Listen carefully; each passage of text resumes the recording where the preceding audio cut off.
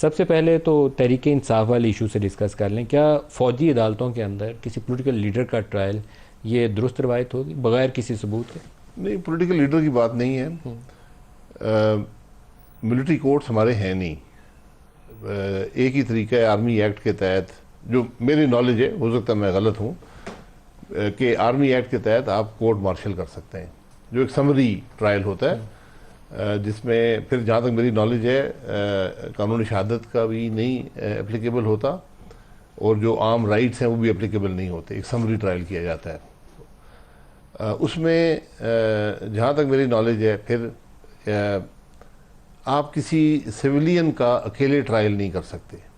एक कॉन्स्पिरेसी होनी चाहिए जिसमें मिलिट्री पर्सनल भी इन्वॉल्व हो। उसमें अगर कोई सिविलियन इन्वॉल्व हो तो वो भी साथ उसका भी ट्रायल हो जाता है। इसकी नज़ीर क्या पाकिस्तान में है? मैंने काफ़ी लोगों से पूछा है। कुछ लोग कहते हैं कि एक दो ऐसे केसेस हैं, कुछ कहते हैं कि नहीं है। इसलिए किसी पॉलिटिकल लीडर या किसी भी सिविलियन का जब तक एक कॉन्स्पिरेसी इस्टेब्लिश ना हो, सबूत ना हो, तो कोर्ट मार्शल के तहत आप ट्राई नहीं कर सकते। तो फिर पहला सवाल या पहला स्टेप तो ये होगा कि अगर ये 9 मई एक मुनज़्ज़म साजिश थी या कोशिश थी, बगावत थी आर्मी चीफ के ख़िलाफ़, तो फिर तो आपको NSC के अंदर उन तमाम हाजिर सर्विस और रिटायर्ड लोगों का रिकॉर्ड लेकर जाना चाहिए, और फिर साथ अगर सिविलियन इन्वॉल्व हैं तो फिर उसकी कौम के सामने तस्वीर पेश करनी चाहिए। फिर आप इसको मिलिट्री कोर्ट्स में ले जा सकते हैं। ऐसे ही करना पड़ेगा? नहीं, फिर ये अनप्रेसिडेंटेड सी बात है, ऐसी कभी हुआ नहीं है। NSC के से ताल्लुक नहीं है जहाँ तक मेरी नॉलेज है, क्योंकि ये आर्मी एक्ट के तहत आपको करना पड़ेगा, या एयरफोर्स एक्ट या नेवी एक्ट। लेकिन अगर फ़ौज के लोग इन्वॉल्व हों तो उनको सज़ा का अमल खुद फ़ौज शुरू कर लेगी? जी, कोर्ट मार्शल वो खुद कोर्ट मार्शल खुद उसकी किसी से, मेरे ख्याल मिनिस्ट्री डिफेंस से भी परमिशन नहीं होती। अच्छा, ये आर्मी एक्ट के तहत ही एक समरी। और अगर रिटायर्ड लोगों का नाम हो तो रिटायर्ड लोग भी शामिल कर सकते हैं। रिटायर्ड का हुआ है, रिटायर्ड का हुआ है, इसका प्रेसिडेंट मौजूद है।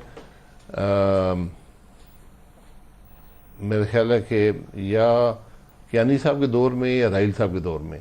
जब कियानी के दौर में तो 3 लोग ऐसे थे ना जिनको रिटायर्ड लोगों को दोबारा सर्विस में उन्होंने कहा था यूनिफॉर्म पहना हुआ है। NLC का कौन सा स्कैम सामने आ गया था, तो उन्होंने कहा था इनका ट्रायल करेंगे लेकिन इनको लाएं पहले यूनिफॉर्म पहने। जी, वो एक कोर्ट मार्शल हुआ था जी, ये मुझे याद है कि ये हुआ था।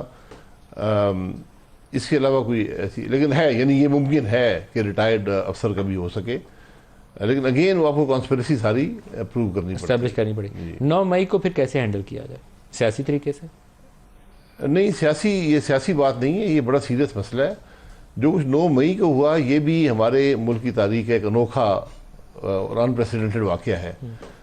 तो लेकिन इसको अगर आप प्रोसिक्यूट नहीं करेंगे तो इसके बड़े गलत एक प्रेसिडेंट इस्टेब्लिश हो जाएगा। इसमें आपको प्रोसिक्यूट करना बहुत ज़रूरी है। अब उसमें अगर एक प्रोसिक्यूशन की बात आ गई तो वो सारी फेल हो जाएगी, प्रोसिक्यूशन भी फेल हो जाएगी। इसलिए सबसे पहले आपने सारा सबूत इकट्ठा करना है, एविडेंस इकट्ठा करना है, और फिर आपने ये देखना पड़ेगा कि क्या ये कोर्ट मार्शल ऑफेंस बनता है या ये किसी सिविलियन कोर्ट में होगा, जिस तरह एंटी टेररिज्म कोर्ट में ये जा सकता है, क्योंकि फौजी तनसीबात पर हमला हुआ, जलाया गया, तोड़ा गया, वो आपको, लेकिन वहाँ पर फिर कानूनी शहादत की एप्लीकेशन होगी।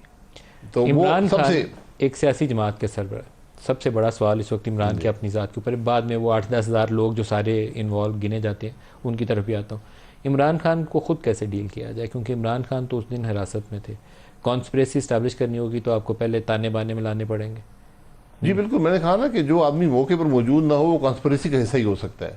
तो वो पार्टी के सदर हो या ना हो, ये उनका राइट है कि उनको प्रोसिक्यूट किया जाए, लेकिन वो किसी कानून से मुस्तस्ना भी नहीं है। यानी वो ये नहीं हो सकता कि मैं पार्टी के सदर हूँ, मैं जो मर्जी करता फिरूँ, ये भी पॉसिबल नहीं है। लेकिन मैंने फिर कहा कि अगर आप जब प्रोसिक्यूट करेंगे तो फिर आपको कानून के मुताबिक चलना पड़ता है। तो पहले वो एविडेंस इकट्ठा कर लें। अगर उसमें कोर्ट मार्शल ऑफेंस बनता है तो वहाँ पे हो सकता है, अगर नहीं है तो फिर आम कोर्ट्स में होगा।